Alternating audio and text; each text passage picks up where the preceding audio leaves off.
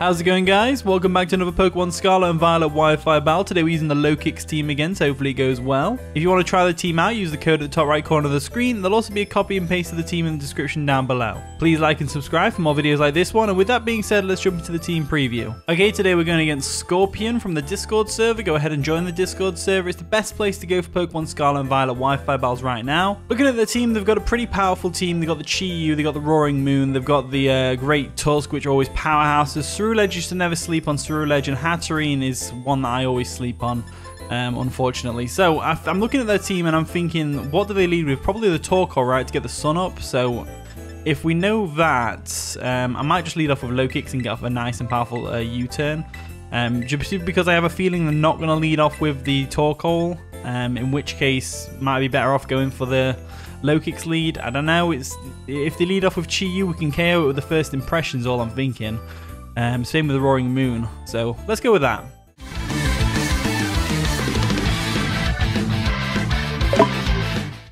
And the battle begins. So Scorpion's going to lead off with the Great Tusk, as I led off with the Lokix. Now, we do outspeed, so we can go straight for a U-turn if we want to. I'm going to do that. I don't want to stay in against the Great Tusk, really.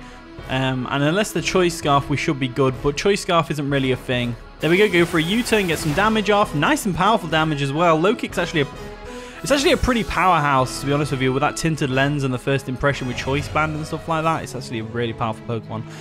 So I'm going to go into Corviknight real quick. Corviknight walls this thing pretty well, depending on what they want to go for. I'm going to guess they're a more offensive variant. By the way, they took that U-turn as well. They go for a knockoff. That's absolutely fine. It's going to do some damage to us. It gets them some damage with the Rocky Helmet, which is always nice. And they don't have any good recovery, so all damage on the Great Tusk is great damage, to be honest with you. As now I'm going to go ahead and expect them to switch out, and I'm going to go for a U-turn.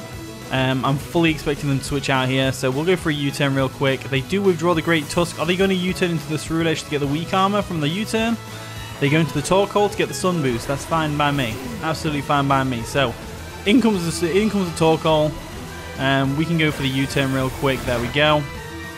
And now I'm wondering what to do. I'm thinking we go for the Skeledirge just to get off a nice powerful Shadow Ball on it, or we could go into Clumpy and get off a Stealth Rocks. But they are a Rapid Spinner over there, so it's like, it's whatever. Kind of want to go Skeledirge.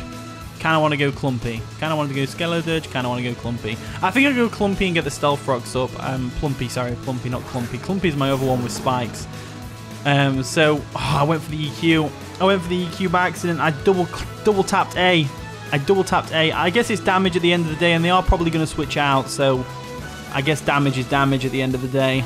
Plus, they probably go into the Hatterene right now to Magic Bounce, so that's actually kind of worked out nicely for us. So hopefully we can catch that. We do catch the Hatterene on the switch. Did I say that was a misclick? That was definitely a misclick in my favor, as we get a nice powerful Earthquake off on the Hatterene, which does nothing, but, you know, it's whatever. We know what set this is. It's definitely going to be a Calm Mind set with Draining Kiss. That's all I seem to see with this thing. So I'm going to go into the Skeledirge real quick, because Skeledirge has the Unaware, so it doesn't care about the Calm Mind. There we go. We're going to withdraw Plumpy. I keep getting them mixed up. As we go into Scully the Skeledirge over here. They go for a Mystical Fire, boosted by the Sun. It's going to do a decent chunk of damage to us, as it does lower our special attack. However, I believe Unaware counteracts that, so it's not too big of a deal. I believe. So I'm going to go straight for a Torch Song. I'm going to go straight for a Torch Song because I believe they switch out here. But Torch Song will be boosted by the Sun, so it's going to have some nice power behind it, which will be great. They do withdraw the Hatterene. What are they going to go into, though? Are they going to go into the Roaring Moon? Roaring Moon comes in. Okay, Roaring Moon's a fine one. Roaring Moon's an absolutely fine one. It's going to get the Protosynthesis, which is absolutely fine. We go for a Torch Song. Going to get some nice and powerful special attack boost. Does a decent chunk of damage as well.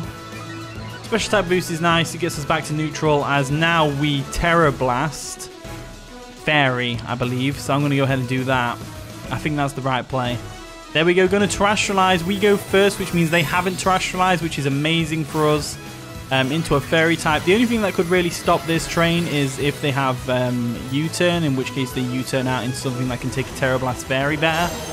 If they do that, then so be it, but I don't think they do. They are the U-turn one. So They're going to U-turn out. What are they going to go into to take Terrablast Fairy, though? That's the real question. Chi-Yu's not exactly the best answer. Chi-Yu could wreck us, though, because of the sun with a flamethrower. They're going to bring in Ceruledge, so Ceruledge is a fine one. Now, Terrablast should do some decent damage. It should do a nice little bit of a chunk of damage to it. Regardless, yeah, a nice little bit of damage. Not the best damage in the world. We do see they have leftovers as well, which is an interesting one. I normally see Focus Sash with like Swords Dance weak armor and stuff like that, but based on that Terrablast damage, I don't think Shadow Ball will KO, and I don't want to get hit by a Bitter Blade right now. Don't really have the best switch-ins though. Not gonna lie, don't have a very good switch-in into a Bitter Blade right now. Might have to just take this one on the chin. Might have to just take it on the chin. Go for a Shadow Ball. I think that's the best play we're going to go for. So they go for a Bitter Blade. We should be able to live that. There we go. We do live. Gets their health back up to full. Because Bitter Blade's a pretty awesome move like that. We can get a nice powerful Shadow Ball off, which is going to be great. And it does a lot of damage to the Ceruledge, which is fantastic. So, like I said, I don't have a very good switch into Bitter Blade. To be honest with you, my best switching was the Skeledirge before we terrestrialized it. Maybe I shouldn't have terrestrialized it so early. Maybe not, but you know, it's whatever. So we'll go for a Shadow Ball now anyway, expecting them to go for a Bitter Blade and take us out. But it's fine because now we know that the Ceruledge is pretty weakened, at least, to say the least. So that's one threat out of the way. But alas, here we are. The sun is up. We are in a bit of a pickle right now. Because what we have really is the Baxcalibur, which can come in now, potentially take a close combat. We have the Corviknight, who can take a Bitter Blade, but it's going to recover their health, which is annoying. We could go into our low kicks and go for a first impression. That's probably what I'm going to have to go for, really. So we'll go into Carmen, and we'll go straight for a first impression just to get some damage off on this thing. It should take it out, to be honest with you. Should take it out. They are going to terrestrialize. What type are they going to terrestrialize into? Either way, it was resisted, so it's not that big of a deal. This way, it's actually not dual resisted, so it should do even more damage. So they're going to terrestrialize into a fairy type. Seems like a waste because they're probably expecting a Sucker Punch, right? But no, we're going to go for a first impression, which is definitely going to take out the Ceruledge. So low kicks getting the KO is awesome, especially now that we've wasted their terrestrialization, which is absolutely amazing. Again, I think my opponent was expecting a Sucker Punch there, but no, first impression would have KO'd anyway.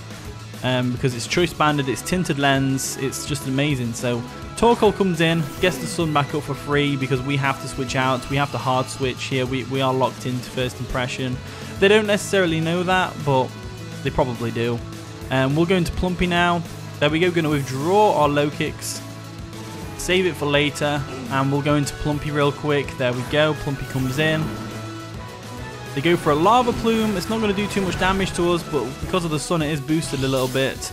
No burn, which is nice. Absolutely brilliant, in fact. As now, we can probably expect them to switch out, right? They probably switch into Hatterene again, because Hatterene gets a perfect switch. So we'll have to go into the low kicks now, I think. I think low kicks is the ideal switch. So Plumpy goes out first, which tells me they might not have switched out there. Which is kind of unfortunate if they don't. They do withdraw the Torkoal, so Plumpy was just faster than Torkoal. That's good to know. It's good to know. So they do go into the Hatterene, which is great for us. Means we're going to get a nice and powerful U-turn off now on something. And basically, well, our reliance is on, if we can get rid of the Torkoal, first impression is going to take care of most of their team. So we'll go for a U-turn here on this Hatterene real quick. There we go for a U-turn. It's choice band boosted. It doesn't do that much damage, to be honest with you. But that's because this thing is physically defensive, unfortunately. As now I've got to think of a really pro strat to get around this. So I'm thinking we go into our Amoonguss, go for some Sludge Bomb shenanigans. It's probably the best way to get around it. Because they're probably going to go for a Draining Kiss or a Calm Mind right now. We could also alternatively go into Frozdrax to get off a nice and powerful Icicle Crash. But that's, I don't think that's the best way to go about this. I think maybe Amoonguss is the best way. I don't know. I think I'm going to go with the Baxcalibur, because Baxcalibur is not really doing too much for us this game anyway. So if we can use it to cripple this thing a bit more, that would be ideal.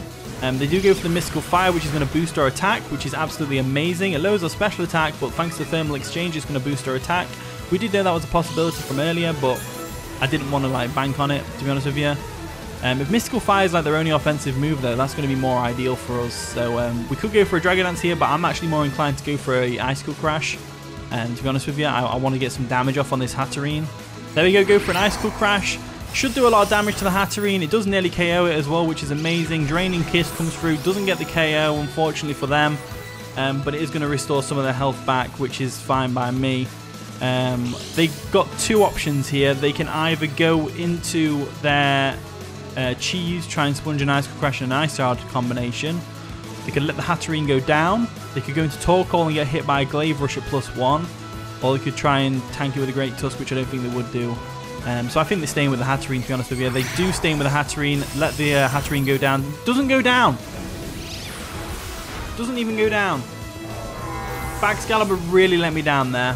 Baxcalibur's really let me down there. But it's fine because now we can basically go into anything and get the KO here.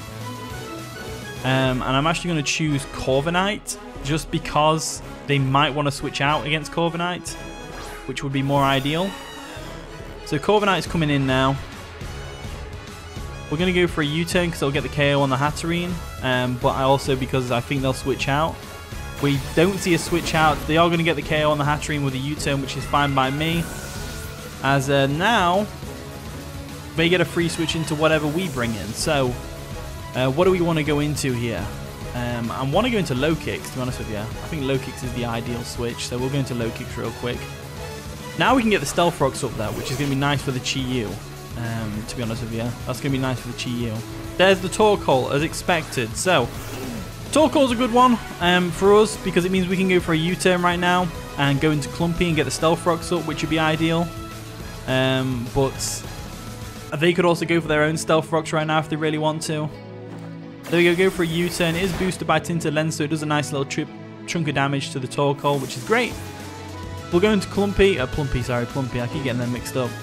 We're going to Plumpy, the Clodsire, and we'll get the Stealth Rocks up because that's just going to be ideal. So they go for a Yawn. Absolutely fine by me. Absolutely fine by me. We need to think of a way to tackle this Torkoal, to be honest with you.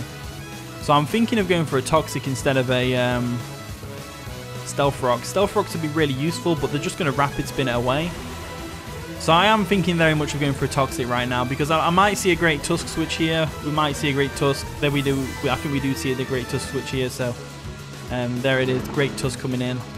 So going for the Toxic there was probably more ideal because if we can weaken the Great Tusk enough, we can finish it off with First Impression from low kick. So going for the Toxic here is going to be ideal as Earthquake wouldn't have done too much damage to it. So that's fine. Absolutely fine. Harsh Sunlight is going to fade, which gets rid of its Photosynthesis, which is absolutely amazing. Because it means Corviknight can now safely switch in. Well, not safely, but can switch in a bit better than it did before. We also counteract their leftovers with the Toxic, which is always really nice because it's going to stop them from recovering their health. Which means low kicks can come in and finish them off a bit later on down the line. So, we're asleep, which is unfortunate. We didn't get the Stealth Rocks up, which is also unfortunate, but I'm confident low kicks can still one-shot that Chi-Yu with First Impression if we get a chance. So I'm going to go into Corviknight now. Corviknight is the ideal switch here because it's just going to wall this Great Tusk pretty well. Alright, there we go. We're going to switch out Clodsire. We're going to go into our Corviknight real quick. There we go. There we go. Into the pressure. They go for a close combat. We're going to tank that. Oh, they got a crit. They would get a crit, wouldn't they? That crit kind of screwed us there.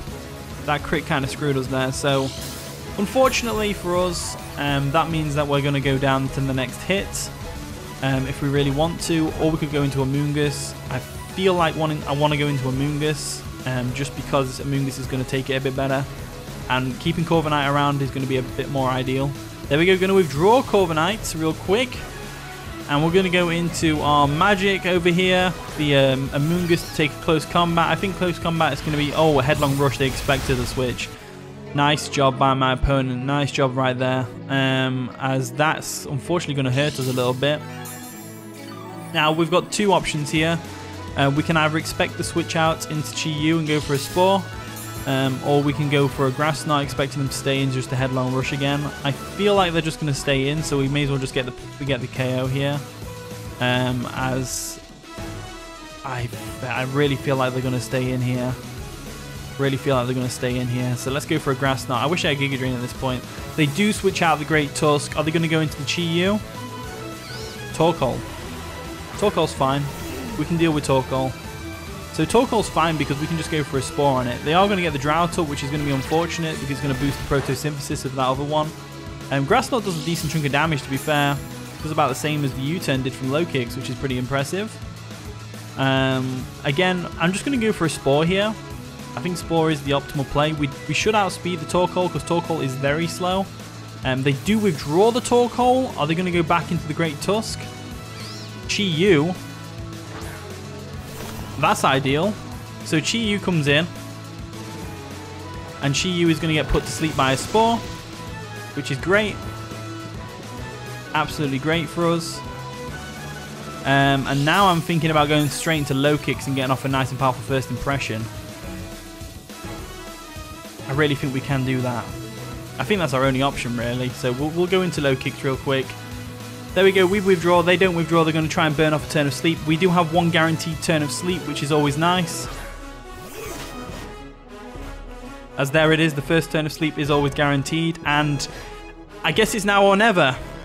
We either get the KO with the first impression, they either switch out, or they lose a Chi-Yu. Or we lose the game to Chi-Yu because Chi-Yu just breaks through the rest of our Pokemon. So they are going to withdraw the Chi-Yu for later. And they're going to go into the Great Tusk. Great Tusk is going to go down to the first impression. No problems there. It's going to get Photosynthesis boost, which is going to boost its attack, which is absolutely fine because guess what? Down you go. Down you go. So low kicks gets another KO, which is absolutely amazing. On the Great Tusk. They now get a free switch back into whatever they want, though, because we are locked in. They're going to bring in the Roaring Moon. So Roaring Moon comes in.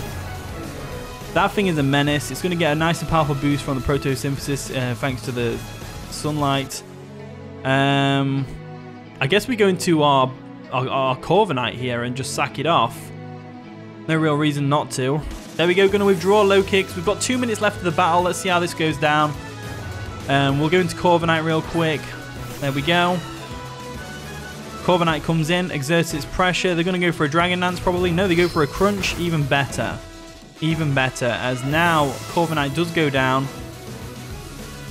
We're able to go into our low kicks again. And low kicks should be able to get the KO with the first impression right now. Either that or it doesn't and it just gets some damage off on the Torkoal. Either way, I don't want to go for a U-turn. It's too risky.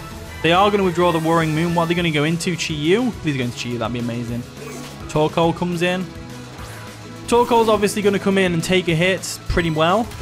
It does do a sizable amount of damage to it still. We're going to go into Clodsire because Clodsire doesn't care about no... Torkoal, that's for sure. And we can burn off some sleep turns. Hypothetically, we can burn off some sleep turns and we can probably get the KO on the Torkoal with the Earthquake, which would be nice. They do withdraw the Torkoal. What are they going to go into? Roaring Moon. Roaring Moon's a good one here because it's going to be able to set up Dragon Dances. But again, this is all hypothetical because we haven't got enough time to finish the game, unfortunately. So I'm going to go for an Earthquake just on the off chance we wake up. They go for an Outrage. That's going to KO the Clodsire. No, it doesn't KO the Clodsire, but we are fast asleep because we've got one guaranteed turn of sleep. So that's unfortunate right there. But there's nothing else I can really do here. I just got to let Clodsire go down, I guess. Just got to let Clodsire go down. And then we bring in the low kicks, KO the Roaring Moon with the first impression. And go from there. But like I said, Battle Timer unfortunately doesn't let us finish this. So that's a shame. GG Scorpion. That was a pretty fun game. Came right down to the wire in the end. They are confused, so that means they can switch out if they want to. And obviously I would just go into the low kicks here and just go straight for another first impression and KO something. It would definitely KO the Chi-Yu, it definitely KO this thing, and it definitely KO the Torkoal, but time has run out, so that's a shame. So what can you do? What can you do? So thank you for watching today's video. If you did enjoy, of course, leave a like, subscribe, all that wonderful stuff. And with that being said, I'll see you all in a bit.